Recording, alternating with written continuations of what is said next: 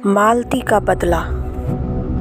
वह कुछ 250 साल पहले काली घाटी में तालाब के पास एक रजावर था।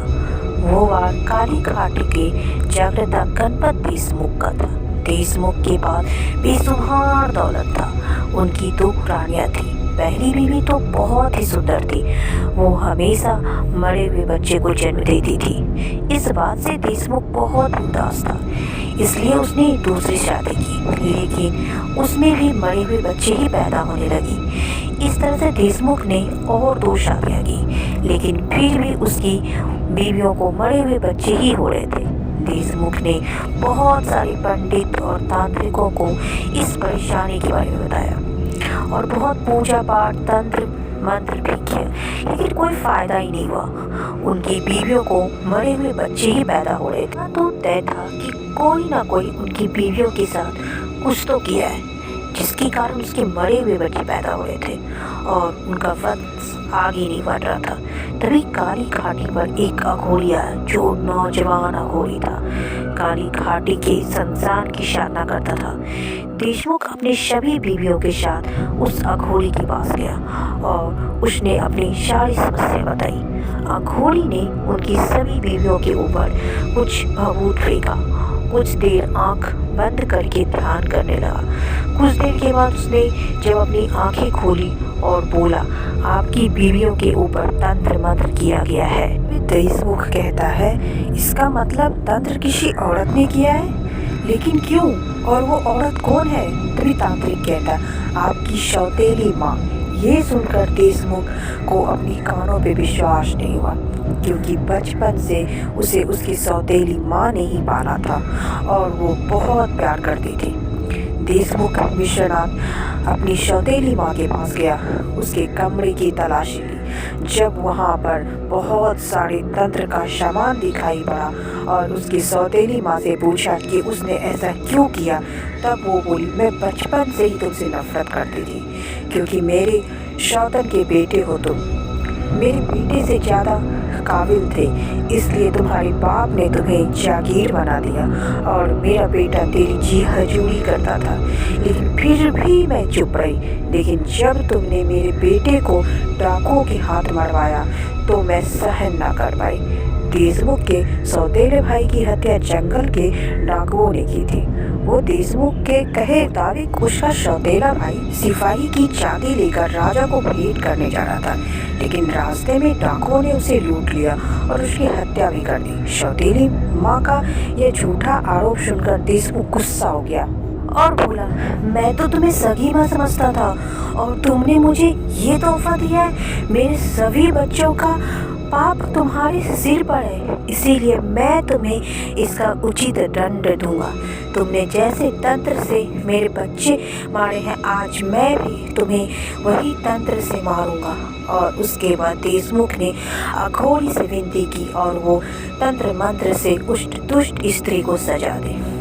राजा की सौतेली माँ मालती देवी को जंजीर में जकड़ दिया गया। उसके बाद राजवाड़े के बगीचे में तालाब के पास अघोरी एक गड्ढ के लिए कहा और फिर एक संदूक में मालती देवी को जिंदा बंद करके जमीन में दफना दिया गया। मालती देवी को कुछ भयानक तंत्र आता था, जिसकी मदद से वो अपनी मौत के बाद अपनी आत्मा शरीर से बाहर निकालकर दूसरे किसी शरीर में प्रवेश कर सकती थी और जिसके बाद वो देशमुख से बदला ले सकती थी। इसीलिए अघोरी ने संदूक को मंत्रों से बंद कर दिया था। इस तरह से देशमुख ने उस कुविचारी स्त्री को उसके किए की सजा दी। चंदू अपने दोस्त विक्रम को ये बातें बता रहा था। विक्रम कहता है, लेकिन ये बातें तुम मुझे क्यों बता रहे हो? इससे मेरा क्या फ़ायदा होगा? चंदू और विक्रम दोनों बेरोजगार थे और उन दोनों की घर की हालत कुछ ठीक नहीं थी। तभी चंदू कहता है, क्योंकि मालती देवी के पास बहुत सारा खजाना था, जिसमें उसके कीमती जेवरात थे, कुछ 5-6 किलो सोना तो वो अपने शरीर पर ही पहनती थी। विक्रम कहता है, क्या 5-6 किलो सोना? 1 मिनट, क्या तुम मालती देवी का कब्र खोदकर उसका सोना तो चुराना नहीं चाहते ना? तभी चिंटू कहता है, पागल है क्या? 500 किलो सोना से हमारा क्या होगा? उसके पास तो एक कमरा भरा हीरा जवाहरात है। उसके मरने के बाद उसकी हर एक वस्तु और खजाने को तय खाने के अंदर बंद कर दिया गया है, क्योंकि उस पर तंत्र का असर था। अघोरी ने कहा था कि जो भी उसकी वस्तु और खजाना छुएगा वो श्रापित हो जाएगा। यहाँ तक कि मालती देवी का तंत्र इतना ताकतवर था कि देशमुख को वो राजवाड़ा छोड़ना पड़ा और उसके बाद वो राजवाड़ा भूकंप में टूट गया था। मैं तो बस मालती देवी का खजाना पाना चाहता हूँ ताकि मैं रातों रात करोड़पति बन सकूं। विक्रम कहता है, लेकिन तुझे ये सब कैसे पता? और क्या तुम मालती देवी के कब्र का और तहखाने का पता जानते हो? तभी चिंटू कहता है, अरे यार, पिछली बार यानी वार के बार पियक्कड़ को लूटने खड़ा था, तभी एक टकला आदमी हाथ में सूटकेस लिए बाहर आया। वो नशे में टल्ली था। वो चलते हुए एक गली में घुसा और मैं उसका पीछा कर रहा था कि तभी एक तेज कार ने उसे धक्का देकर चला गया और वो आदमी वहीं मर गया। लेकिन मैं उसका सूटकेस ले लिया और मैंने सूटकेस का ताला तोड़कर देखा तो उस आदमी की आइडेंटिटी कार्ड थी। वो पढ़ा तो विभाग में वैज्ञानिक था। उसमें मुझे कागजात मिले जिसमें यह सब बातें लिखी हुई थी।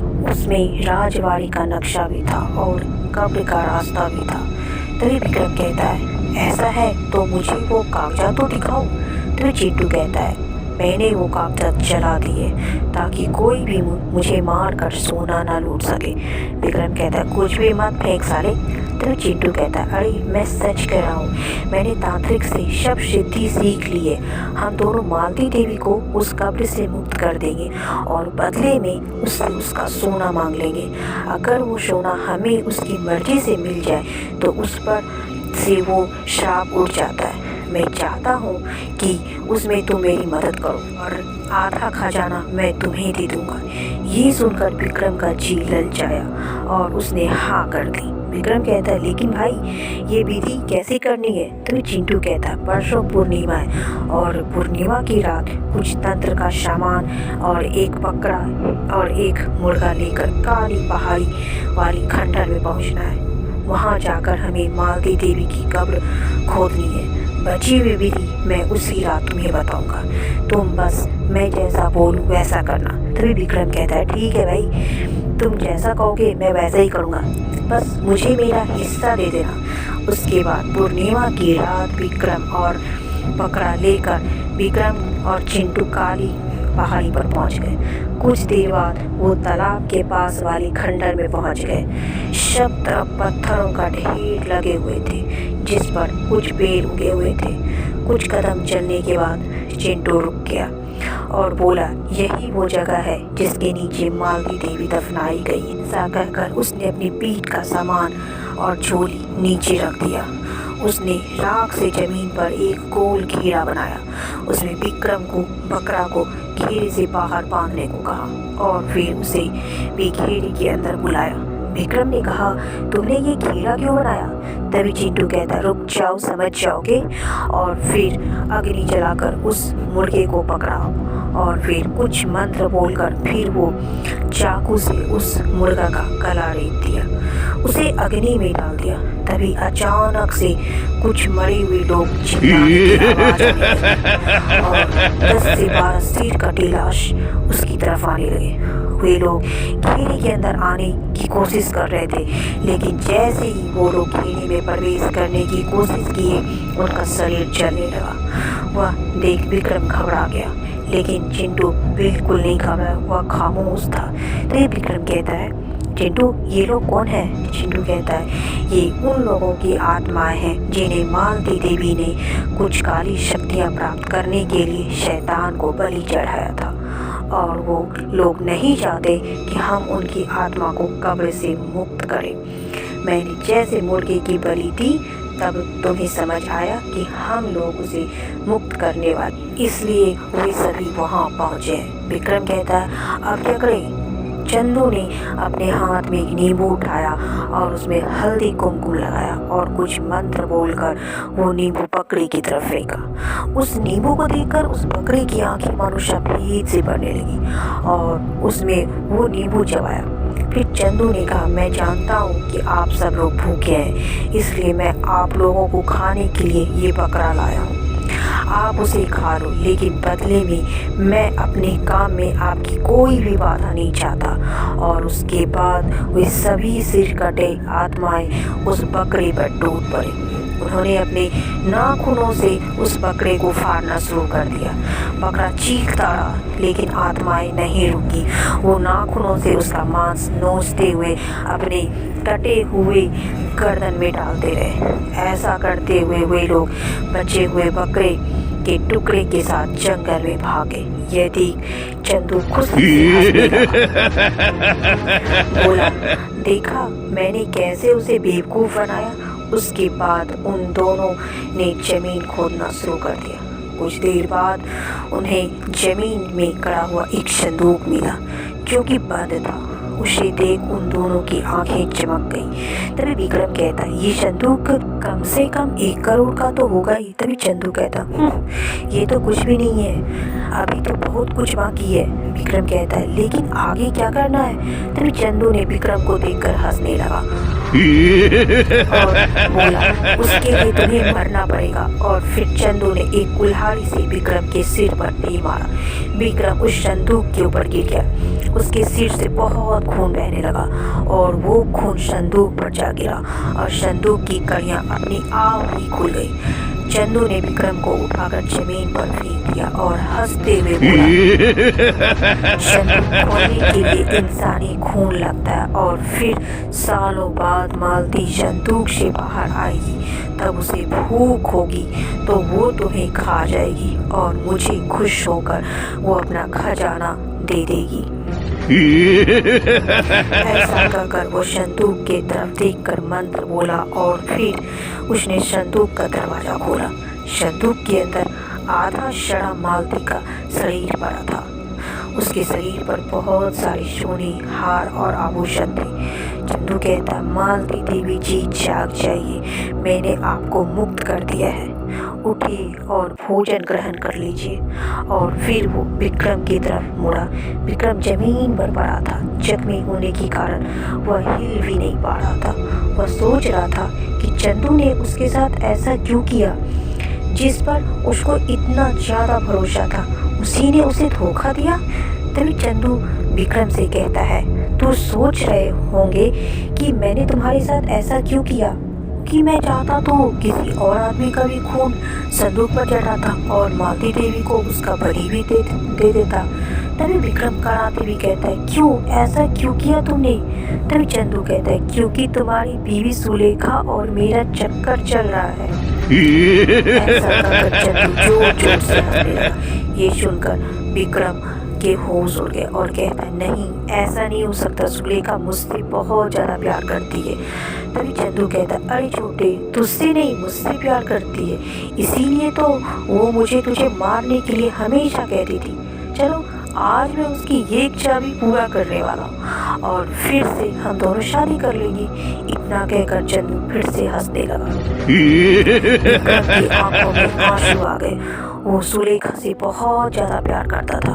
उसने कभी सोचा भी नहीं था कि वो उसे मारना चाहती है ताकि वो चंदू के साथ शादी कर सके। विक्रम को चंदू पर बहुत गुस्सा आ रहा था। वो जीना चाह रहा था ताकि वो सुलेखा से दिए हुए धोखे का बदला ले सके। तभी चंदू कहता है, गुस्सा मत कर विक्रम, तू अभी मरने वाला है। लेकिन विक्रम ने देखा कि मालती देवी का आधा सारा शरीर संदूक से उठ चुका है और वो चंदू के पीछे खड़ी थी। वह गुस्से में लग रही थी। विक्रम को अपनी मौत सामने दिखाई दे रही थी कि तभी मालती देवी ने चंदू के गले को चबा डाला।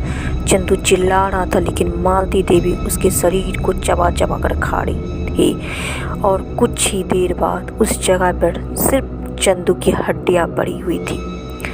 विक्रम वहीं जमीन पर पड़े हुए यह सब देख रहा था। उसे लगा कि अब अगली बारी उसी की है, लेकिन फिर भी वो खुश था क्योंकि धोखेबाज चंदू मर गया था। तभी मालती देवी ने विक्रम के पास आई और बोली, मुझे धोखेबाज इंसान पसंद नहीं है। बोलो तुम्हें क्या चाहिए? क्या तुम्हें मेरा खजाना चाहिए? पर विक्रम कुछ भी नहीं बोल रहा था। तभी मालती देवी कहती है, मैं तुम्हारी कोई सी भी एक इच्छा पूरा कर दूंगी, लेकिन बदले में तुम्हें तुम्हारा शरीर मुझे कुछ वक्त के लिए देना होगा, क्योंकि देशमुख का पुनर्जन्म हो गया है। अब मैं उसका खून पीकर और मेरे बेटे का मौत का बदला लेना चाहती हूँ। बोलो क्या तुम्हें मेरा खजाना चाहिए? विक्रम मालती को देखने लगा और गुस्से में चिल्लाया, मैं बदला चाहता हूँ, मैं अपनी बीवी का खून पीना चाहता हूँ। ये सुनकर मालती देवी जोर जोर से हंसने लगी। उसकी आत्मा उसके शरीर से बाहर आ गई और विक्रम के शरीर में प्रवेश कर गई। जैसे विक्रम अपनी जगह पर खड़ा हुआ और मुस्कुराया और फिर वो गड्ढे से बाहर छलांग लगाकर शहर की ओर भाग गया। आपको अगर ये मेरी कहानी अच्छी लगी तो प्लीज़ वीडियो को लाइक और सब्सक्राइब जरूर करिएगा।